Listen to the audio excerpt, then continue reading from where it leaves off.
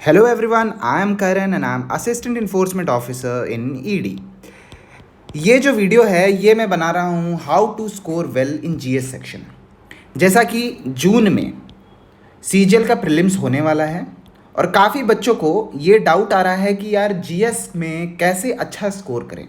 ठीक, जैसे कि आपको पता है कि मैंने सीजीएल में ऑल इंडिया रैंक 301 लाया था और मेरे जीएस सेक्शन में उस टाइम पे सिर्फ प्रीलिम्स में जीएस सेक्शन आता था। उस टाइम पे मेरा स्कोर था 41.5 आउट ऑफ 50।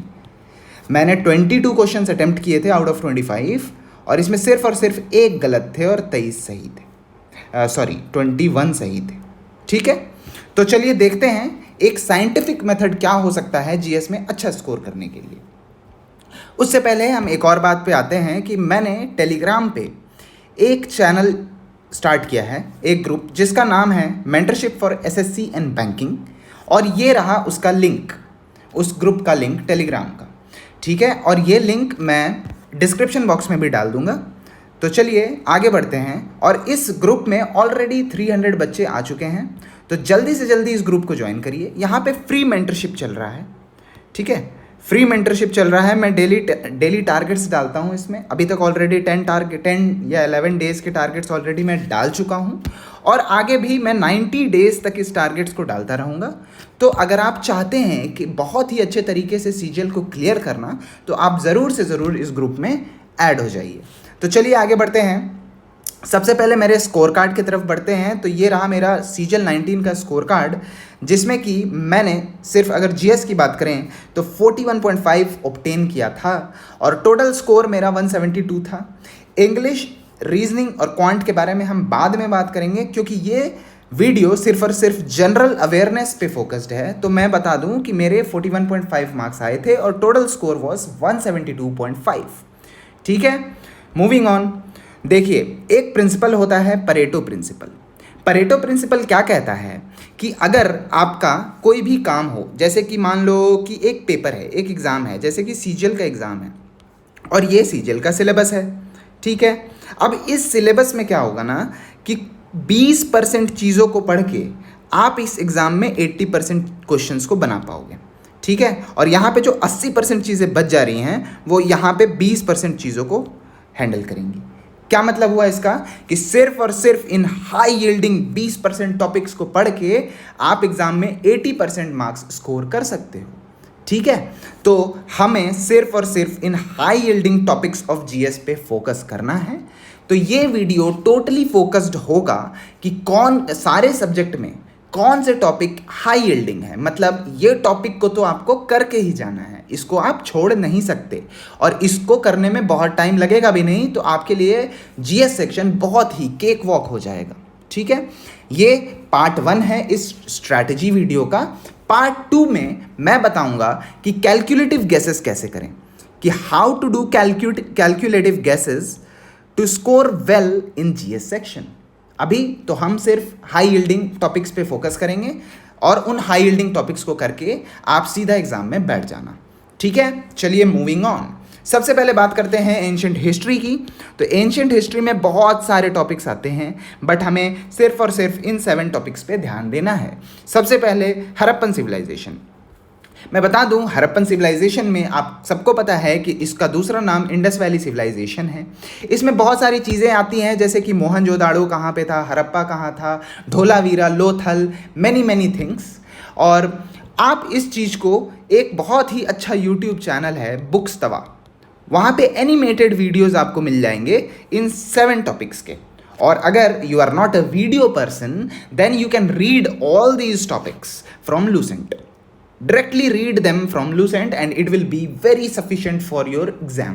ठीक है, उसके बाद आगे बढ़ते हैं वैदिक एज पे। वैदिक एज में आपको ऋग्वेदा, यजुर्वेदा जैसे 4 वेदास हैं, कितने उपनिषद हैं, कितने अरण्यक्स हैं, ये सारी चीज़ें आपको लूसेंट में बहुत ही अच्छे तरीके से दिया हुआ है। आप वहाँ से उस चीज़ को पढ़िए और आगे बढ़िए, या फिर आप बुक्स तबा तो फॉलो कर ही सकते हैं इन 7 टॉपिक के लिए। सिमिलरली महाजनपदास कितने होते हैं? 16 महाजनपदास होते हैं। ठीक है। इन 16 महाजनपदास के कैपिटल्स आपको याद करने होंगे।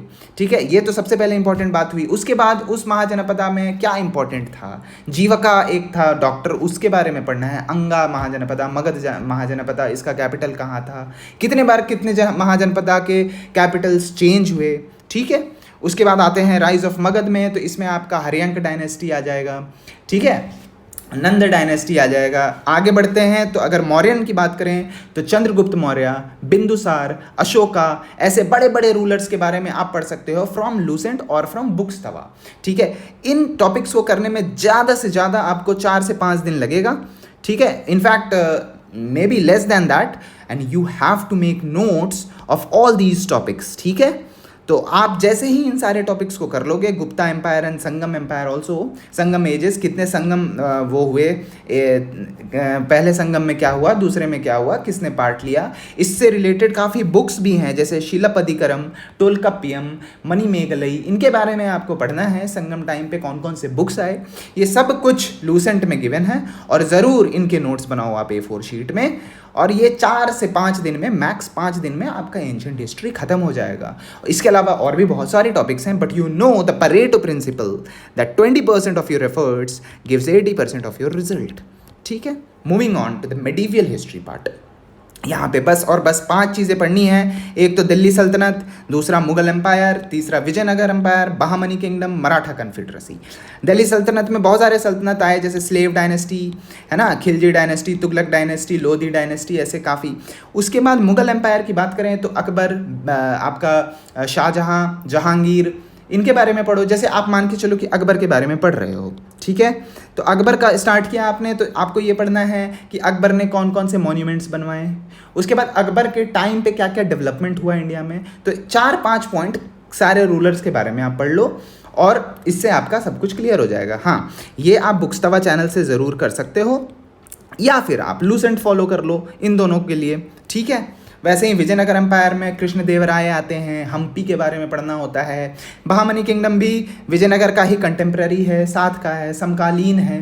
ठीक है, उसके बाद अगर बात करें मराठा कन्फेडरेसी की, तो इसमें बाजीराव पेशवा, बालाजी बाजीराव, इनके बारे में आपको पढ़ना होता है। ठीक है ना, तो आप इन चीज़ों को लूसेंट या बुक्स-तवा से पढ़ सकते हो। ये भी हाई यील्डिंग टॉपिक हैं मेडिवल हिस्ट्री के। चलिए, moving on to the modern history. Modern history की बात करें तो एडवेंट ऑफ यूरोपियंस से चालू होता है। अब देखो, यूरोपियंस में बहुत सारे आए थे, जैसे डच, डेन्स, है ना, और भी खूब सारे आए थे, बट हमें सिर्फ और सिर्फ पोर्टुगीज़, फ्रेंच और ब्रिटिश के बारे में पढ़ना है। ब्रिटिश और फ्रेंच इनमें से सबसे इंपॉर्टेंट है, इनके बीच में काफ़ी वॉर्स हुए थे। ठीक है, इसको हम लोग कहते हैं एंग्लो कर्नाटिक वॉर्स, है ना। तो इसमें बैटल ऑफ वॉन्डी वॉश भी आता है, जिसमें फाइनली ब्रिटिश जीत जाता है फ्रेंच से, है ना। तो इन सब चीज़ों को आप कहाँ से पढ़ोगे, तो इसके लिए आपका सोर्स है स्पेक्ट्रम। स्पेक्ट्रम उठाओ, और इसमें एक चैप्टर है एडवेंट ऑफ यूरोपियंस, उसमें सिर्फ और सिर्फ पोर्टुगीज़, फ्रेंच और ब्रिटिश के बारे में पढ़ डालो। ठीक है, similarly conquest of Bengal, Maratha and Mysore आप वहीं स्पेक्ट्रम से पढ़ो। ठीक है, अब देखो, मराठा में आपका बंगाल के कॉन्क्वेस्ट में क्या आ जाएगा, battle of Plassey, battle of Buxar. Mysore वाले में भी ट्रीटी वो आते हैं आपके Tipu Sultan, Hyder Ali, treaty of Seringapatam and all. ठीक है, ये सारी चीज़ें आपको स्पेक्ट्रम में मिल जाएगा, और ये आपके एग्जाम के लिए बहुत ही ज़्यादा बेनिफिशियल होगा। ठीक है, आगे बढ़ते हैं सोशल और रिलीजियस रिफॉर्म्स में। इसको सिर्फ और सिर्फ आपको लूसेंट से पढ़ना है। ठीक है ना, इसको लूसेंट से पढ़ना है। लूसेंट से कैसे पढ़ना है, वहाँ पे एक टेबल गिवन है कि भाई साहब राजा राम मोहन रॉय ने क्या बनाया, ब्रह्मो समाज। वैसे ही दयानंद सरस्वती ने क्या बनाया था, दयानंद एंग्लो वैदिक DAV स्कूल जितने चलते हैं। रामकृष्ण परमहंस के बारे में पढ़ना है, विवेकानंद के बारे में, ईश्वर चंद्र विद्यासागर, ऐसे काफ़ी सोशल रिलीजियस रिफॉर्मर्स हैं, उनके लिस्ट गिवन है लूसेंट में। आप उसको उठाओ और वहाँ से देखो कि उनका क्या कंट्रीब्यूशन रहा इंडिया में, और उसको कंप्लीट करो। ठीक है, वो लिस्ट पढ़ोगे, दैट विल बी सफिशिएंट। आगे बढ़ते हैं, रिवॉल्ट ऑफ 1857, ये आपको स्पेक्ट्रम से पढ़ना है। ठीक है, INC सेशन, इसकी लिस्ट गिवन है लूसेंट में। इंपॉर्टेंट INC सेशंस, पहला कहाँ हुआ था, आपका बॉम्बे में हुआ था 1888 में। ठीक है, सिमिलरली आपको इंपॉर्टेंट INC सेशंस के बारे में पढ़ते जाना है। Important governor general and voice Royce, इसमें भी सिर्फ और सिर्फ 10 12 इंपॉर्टेंट गवर्नर जनरल्स और वाइस रॉयस के बारे में पढ़ना है आपको, जैसे वेलेस्ली, लिनलिथगो, आपको मिल जाएगा, या लूसेंट में मिल जाएगा इंपॉर्टेंट गवर्नर्स और वाइस रॉयस। ठीक है, अब आगे बढ़ते हैं नेशनल मूवमेंट पे। नेशनल मूवमेंट में छोटी छोटी चीज़ें बहुत इंपॉर्टेंट हैं, जैसे पार्टीशन ऑफ बंगाल। अब आपको क्या करना है कि स्पेक्ट्रम उठा के पूरा पार्टीशन नहीं पढ़ना है कि उसके क्या रीज़न थे, क्या ब्रिटिश की थिंकिंग थी इसके पीछे। No, you don't have to read that. क्यों? क्योंकि this is SSC exam, it is not UPSC that you have to delve deep into those things. ठीक है ना, आपको क्या करना है कि पार्टीशन ऑफ बंगाल उठाना है, उसके 3-4 पॉइंट्स लिखने हैं कि 1905 में चालू हुआ था भाई साहब, करजन थे उस समय आपके वो गवर्नर जनरल, और उसके बाद फिर किसके किसके बीच में बटा था ये बंगाल, और वे फिर वापस कब मिल गया, ये एनुलेशन कब हुआ है इसका। ठीक है, पार्टीशन ऑफ बंगाल के बारे में 4-5 पॉइंट बस, स्वदेशी मूवमेंट के बारे में 4-5 पॉइंट, मुस्लिम लीग के बारे में, सूरत सेशन के बारे, सूरत सेशन को सूरत स्प्लिट से भी जाना जाता है, जिसमें मॉडरेट्स और एक्सट्रीमिस्ट स्प्लिट हो गए थे। लखनऊ पैक्ट में दोनों वापस आ गए। होम रूल लीग 2 लोगों ने चालू किया था, एनी बेसेंट और बाल गंगाधर तिलक। अगस्त declaration, Champaran satyagraha was the first satyagraha of Mahatma Gandhi. Where is Champaran? Champaran is a district in Bihar. Ahmedabad mill strike और खेरा सत्याग्रह, इन सब के बारे में 3-4 पॉइंट्स आप A4 शीट में बना लो। That's it, you don't have to read deeply about this topics. ठीक है ना, ये लगभग मैं बताऊँ 1 से 2 घंटे का काम है बस। उसके बाद सिमिलरली ये सेकंड पार्ट चालू होता है नेशनल मूवमेंट का, जालियनवाला बाग। ठीक है, खिलाफत movement, non cooperation movement, Swaraj party. Swaraj party किसने बनाया था? ये मोतीलाल नेहरू जी ने बनाया था और सी राजा गोपालाचारी ने। ठीक है ना Motilal Nehru was father of Jawaharlal Nehru. Simon commission के बारे में पढ़ना है, नेहरू रिपोर्ट वही मोतीलाल नेहरू जी की रिपोर्ट है। लाहौर सेशन, जिसमें पूर्ण स्वराज की बात की गई थी, है ना, पूर्ण स्वराज। उसके बाद अगर हम बात करें civil disobedience movement, round table conferences कितने हुए थे? 3 राउंड टेबल हुए थे। गांधी इरविन पैक्ट, जिसमें भगत सिंह के बारे में काफ़ी कुछ चर्चा हुई है। ठीक है, कम्युनल अवार्ड, पूना पैक्ट। ठीक है, चलिए, तो इन सब चीज़ों के बारे में क्या करना है, आपको टॉपिक बनाना है, 3-4 पॉइंट्स लिखने हैं। टॉपिक बनाना है 3-4 पॉइंट्स, ये आपको 2 A4 शीट में हो जाएगा, ये भी 2 A4 शीट में कंप्लीट हो जाएगा। आगे बढ़ते हैं third part of national movement पे। इसमें मेजर चीज़ें वो करनी है जो कि आपको इंडिपेंडेंस के टाइम पे, मतलब जब एंड आ रहा था ब्रिटिश रूल का, तब हुई थी, जैसे कि अगस्त offer, Cripps mission, quit India movement, INA is Indian National Army which was started by, बताओ, सुभाष चंद्र बोस जी, है ना। लेकिन इसके इंडियन नेशनल आर्मी के बारे में अब फिर उसके बाद INA ट्रायल्स की भी चीज़ें पढ़नी है आपको कि INA ट्रायल्स हुए थे, है ना। उसके बाद वेवल प्लान, कैबिनेट मिशन। तो ये भी वही एक A4 शीट में आपको इन टॉपिक्स को लिखने हैं और 3-4 पॉइंट्स बना लेने हैं। इस पर ज़्यादा डीप में नहीं पढ़ना है, ये पढ़ना है कि कौन से ईयर में हुआ, किसने स्टार्ट किया, उसकी 1 या 2 मेजर पॉइंट्स। ठीक है, moving on to the tribal peasant and Dalit movement.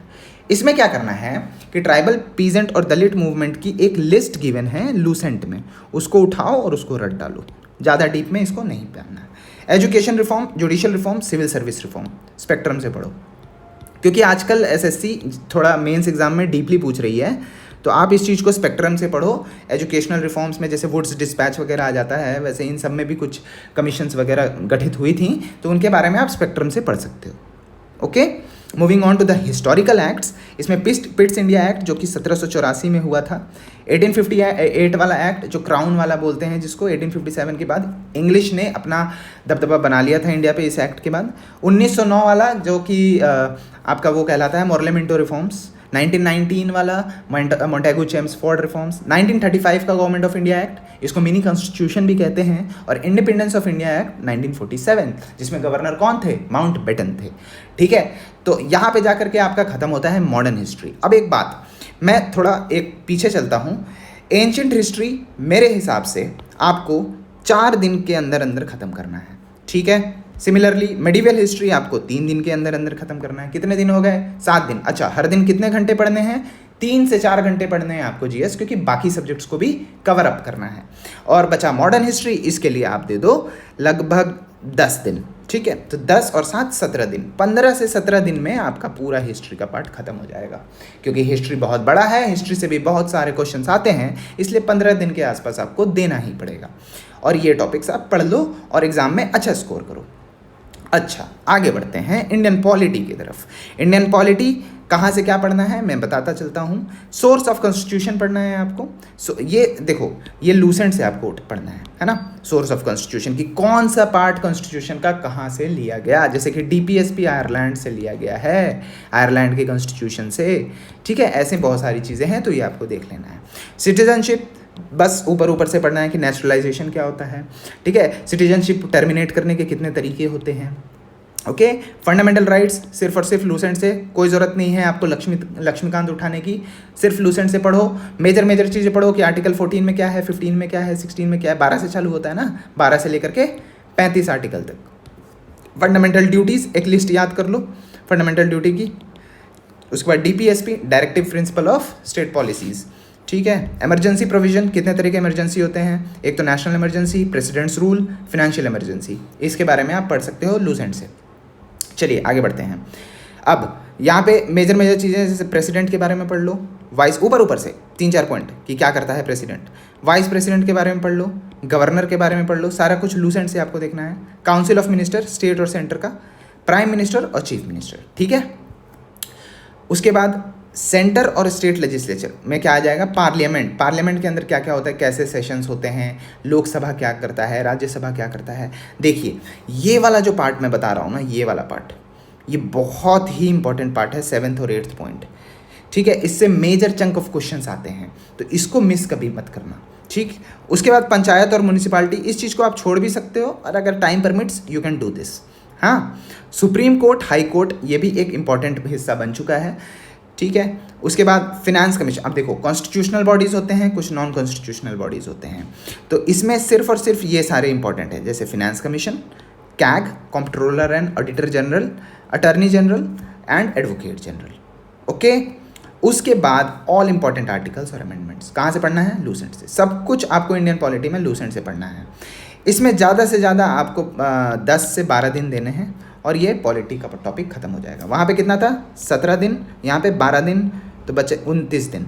1 महीने में हिस्ट्री और पॉलिटी पूरा कंप्लीट कर लोगे आप। ठीक, बस वही 3-4 घंटे हर दिन पढ़ने हैं। आगे बढ़ते हैं ज्योग्राफी की तरफ। ज्योग्राफी में climate of the world and Indian monsoon, ये सबसे इंपॉर्टेंट और सबसे डिफ़िकल्ट टॉपिक है। इसके लिए आप एक काम कर सकते हो कि काफ़ी यूट्यूब पे काफ़ी वीडियोस अवेलेबल हैं, तो समझने के लिए आप वो वीडियोस देख लो, और एक बार एनसीईआरटी पढ़ लो, एनसीईआरटी ऑफ 11th क्लास है ना, फिजिकल ज्योग्राफी का। और एक फिजिकल ज्योग्राफी ऑफ इंडिया का भी एनसीईआरटी है, उससे आप मॉनसून पढ़ सकते हो। तो ये एक बहुत ही डिफ़िकल्ट टॉपिक है पूरी ज्योग्राफी में, इसको आप समझने के लिए वीडियोज़ से समझ सकते हो।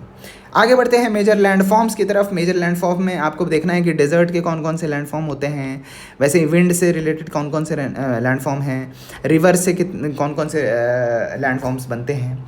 लैटिट्यूड और लॉन्गिट्यूड बहुत ही सिंपल चीज़ है, ये आप मतलब 15-20 मिनट में किसी भी वीडियो या किसी भी बुक से पढ़ सकते हो। अर्थ रोटेशन रिवोल्यूशन, आपको वो देखना है कि समर सॉल्स्टाइस क्या होता है, विंटर सॉल्स्टाइस कब आता है ना। रिवोल्यूशन से कैसे सीजन चेंज होते हैं, ये बच्चों वाली चीज़ें हैं, ये आप इजीली कर लोगे 15-20 मिनट में। टाइप्स ऑफ सॉइल, कितने तरह के सॉइल होते हैं, बस ऊपर से एल्यूवियल सॉइल आपका हुआ, लैटराइट सॉइल, रेड सॉइल, इसके बारे में 3-4 पॉइंट ऐसे करके बना लो A4 शीट पे। इंटीरियर ऑफ अर्थ, इसमें क्या करना है कि आउटर लेयर क्या है, उसके अंदर एस्थोनोस्फेयर क्या होता है, कोर क्या होता है, मेंटल क्या होता है, उनके लेयर जैसे डिसकंटिन्यूटीज़ होते हैं, जैसे मोहोज डिसकंटिन्यूटी, गटनबर्ग डिसकंटिन्यूटी, है ना। ये सारी चीज़ें के बारे में आप पढ़ लो। ओशन करेंट्स, ओशन करंट बहुत ही इंपॉर्टेंट टॉपिक है। यहाँ पे आपको पढ़ना होता है कि कौन कौन से कोल्ड करंट होते हैं और कौन कौन से वार्म करंट होते हैं। ये सारी चीज़ें आपको कहाँ से पढ़नी है, फ्रॉम एनसीईआरटी। ठीक है, not from Lucent but from NCERT. और जो चीज़ें समझ नहीं आ रही हैं, गो फॉर यूट्यूब। ठीक है, चलो आगे की बात यह है कि टाइड्स भी आपको एनसीईआरटी में मिल जाएगा। ओशन रिलीफ फीचर क्या है, कि कॉन्टिनेंटल शेल्फ क्या होता है, कॉन्टिनेंटल स्लोप क्या होता है, एबिसल प्लेन क्या है ना। टाइप्स ऑफ फॉरेस्ट में आपको देखना है कि कौन कौन से तरह के टाइप्स फॉरेस्ट होते हैं, जैसे कि evergreen forest, deciduous forest, coniferous forest, और इनके प्रॉपर्टीज़, इनके टाइप्स ऑफ ट्रीज़, कि भाई एवरग्रीन में जैसे इबोनी होता है, यूकलिप्टस होता है, ठीक है ना।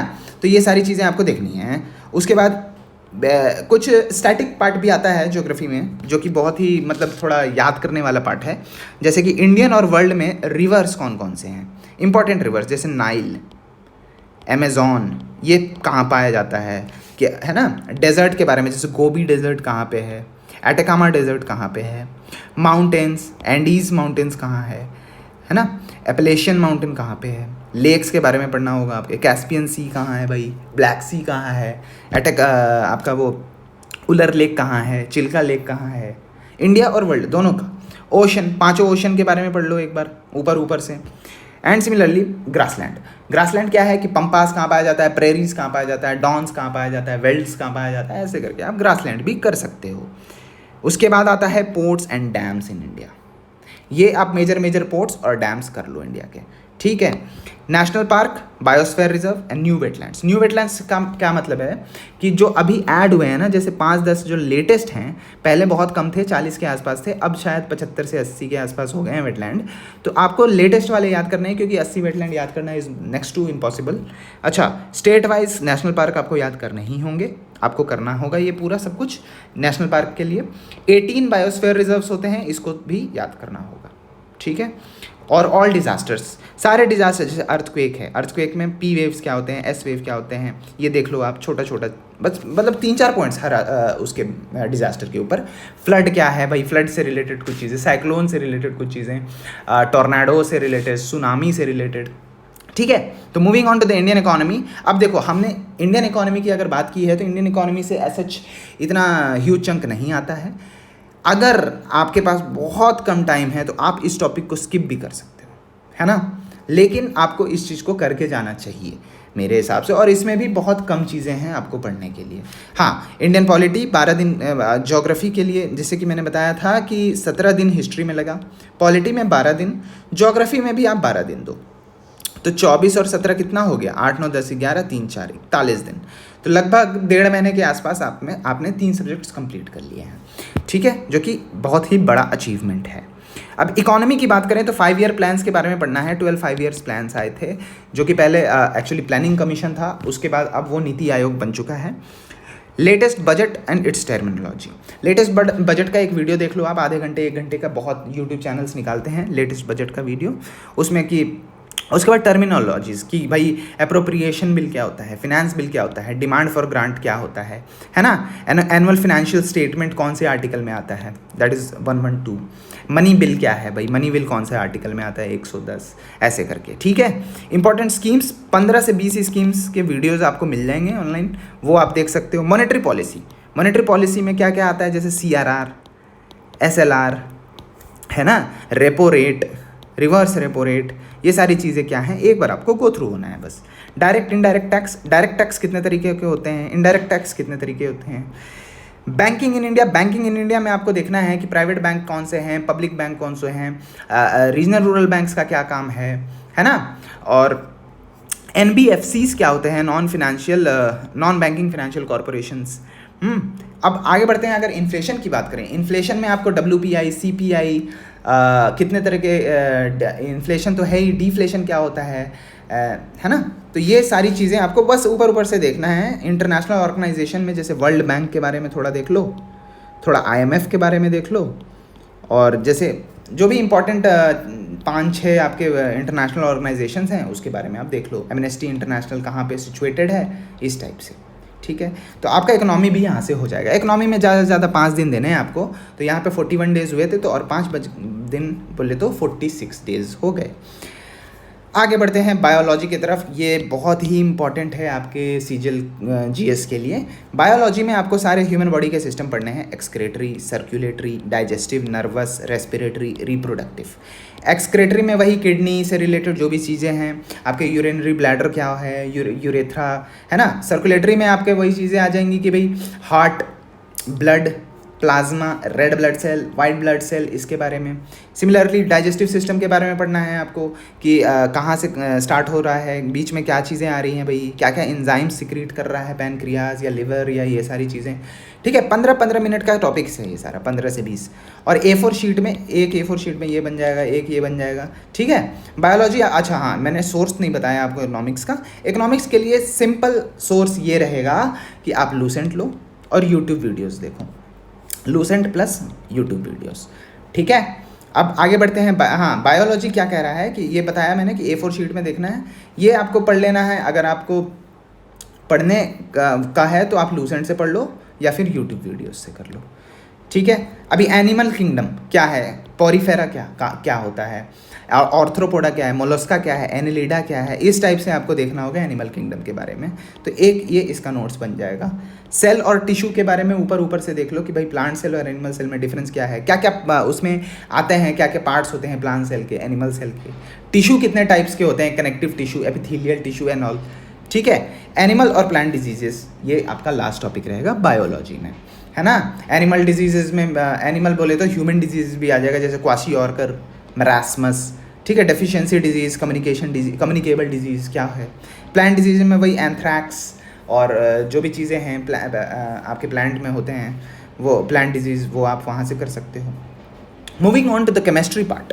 केमिस्ट्री पार्ट में मेजर चीज़ें हैं कि पीरियोडिक टेबल आपको याद नहीं करना है, आपको ट्रेंड्स देखने हैं कि भाई यहाँ से यहाँ अगर जाएंगे तो साइज़ बढ़ता है क्या एटम का, ऊपर से नीचे जाएंगे तो घटता है साइज़ क्या, बढ़ता है, ठीक है। कितने पीरियड्स होते हैं, कितने ग्रुप्स होते हैं, मेटेलॉइड्स क्या होता है, मेटल क्या होता है, नॉन मेटल कहाँ पाया जाता है, हेलोजन्स किसको बोलते हैं, एल्कली मेटल्स किसको बोलते हैं, नोबल गैस किसको बोलते हैं। बस बेसिक ये आपको NCERT से हो जाएगा कवर, ठीक है ना। NCERT निकालो आप और इसको पढ़ डालो।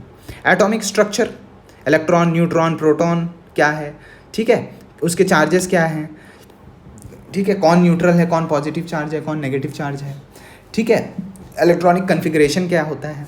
सिमिलरली केमिकल बॉन्डिंग की बात करें तो केमिकल बॉन्डिंग में आपको पढ़ना है कि single bond, double bond, triple bond, है ना, ये सब चीज़ें, ये सब आप NCERT से पढ़ो। Acid, bases, salt, carbon and its compound, metals and non metals, इनके फिजिकल और केमिकल प्रॉपर्टीज़ के डिफरेंस सब आपको NCERT में मिल जाएगा। 10th क्लास के I think NCERT will be very good for this, ठीक है। Moving on to the physics part. Current electricity सिर्फ 10th, 11th 12th के में नहीं जाना है आपको। 10th का फिजिक्स, 10th का केमिस्ट्री, बस। करंट इलेक्ट्रिसिटी में आपको पढ़ना है किरचॉफ्स लॉ क्या होता है, बस पढ़ना है, न्यूमेरिकल्स वगैरह नहीं बनाने हैं, ठीक है। ओम्स लॉ क्या है भाई, ओम्स लॉ क्या है। आपको डायमेंशंस के बारे में पढ़ना है, मैंने लिखा होगा यहाँ पे, यूनिट्स ऑफ मेजरमेंट, कि भाई ये बताओ कि करंट का ऐसा यूनिट क्या होता है ना, एम्पियर होता है। वैसे ही वोल्टेज का है, वोल्ट होता है, ठीक है। ये सारी चीज़ें। रही बात ऑप्टिक्स की, तो ऑप्टिक्स में आपको कनकेव और कन्वेक्स मिरर के बारे में पढ़ लेना है, प्लेन मिरर के बारे में पढ़ना है, ठीक है। उसके बाद important invention and their inventors, इसको आप स्किप भी कर सकते हो, if time permits you can do this, है ना। कौन सा इन्वेंशन किसने किया, कौन से लॉ का इन्वेंशन। आजकल इन्वेंशन से ज़्यादा आपसे पूछ रहे हैं कि ये जो लॉ है भाई, इसका इन्वेंशन किसने किया, है ना, कि ये लॉ किसने लाया और कब लाया। तो ये देखो, ये ऐसी चीज़ है कि इसको आप स्किप भी कर सकते हो, है ना। अब बची बात साउंड की, तो साउंड भी आप कहीं आप NCERT से पढ़ सकते हो आप sound chapter. Laws of motion, 3 तरह के लॉज होते हैं, first, second, third, Newton's laws of motion. इसके बारे में बस NCERT से आप पढ़ लो, ठीक। तो आपका फिजिक्स वाला पार्ट भी यहाँ पे ख़त्म हो जाएगा। तो चलिए एंड करते हैं। Thank you very much guys. अब देखिए, ये जो मेरा पार्ट था, ये हाई यील्डिंग टॉपिक्स के बारे में बता दिया मैंने ऊपर से। अच्छा, एक चीज़ छूट रहा है, ये चीज़ छूट रहा है कि भाई हमारे यहाँ 46 डेज़ हुआ था। बायोलॉजी के लिए आपको 8 डेज़ और देने हैं, केमिस्ट्री के लिए 4 डेज़ और फिजिक्स के लिए 4। तो 8 8 16, 16 प्लस कितना था यार वहाँ पे, 46, 16 + 46 वॉज 6 6 12 5 6 62 दिन, मतलब 2 months, ओनली 2 months, और आपका पूरा GS हो जाएगा। आपको पर डे 3 से 4 आवर्स पढ़ने हैं। अभी आराम से 3 महीने बच रहे हैं एग्ज़ाम में, आप 2 महीने अच्छे से इन टॉपिक्स को कवर कर लो एटलीस्ट। और आपका मैं बता रहा हूँ, मैं गारंटी देता हूँ कि 40+ आएगा आपका 50 में। देखो, प्री के लिए इट इज़ लाइक, प्री का मार्क्स तो वो है ना, जुड़ता नहीं है आजकल, बस क्वालिफाइंग है। बट मेंस में ये सारी चीज़ें आएंगी, तो मेंस में आपको काफ़ी ज़्यादा हेल्प होने वाला है इसमें, ठीक है। और रही बात, मैं एक और चीज़ बताऊंगा आपको कि कैलकुलेटिव गेसेस कैसे करने हैं एक वीडियो में, जिसमें मैं ये डालूंगा कि भाई अगर आपको कोई क्वेश्चन आ नहीं रहा है तो आपको कैसे उसको स्किप करना है, कैसे उसको अटेम्प्ट करना है, कौन से क्वेश्चन स्किप करने हैं आपको, है ना। ये सारी चीज़ें मैं बताऊंगा। और हाँ, एक और बात मैं आपको दोबारा रिमाइंड करा दूं कि टेलीग्राम ग्रुप है एक हमारा, मेंटरशिप करके, उसका लिंक मैं डिस्क्रिप्शन बॉक्स में डाल दूंगा। उसको आप ज़रूर से ज़रूर ज्वाइन करिए, क्योंकि वो बहुत ही ज़्यादा बेनिफिशियल होगा आपके सीजीएल प्रीलिम्स के लिए और इनफैक्ट बैंकिंग एग्जाम्स के लिए भी, और जितने एग्जाम्स एसएससी कंडक्ट कराता है उसके लिए। तो चलिए, थैंक यू वेरी मच, पढ़ते रहिए, ऑल द बेस्ट गाइस।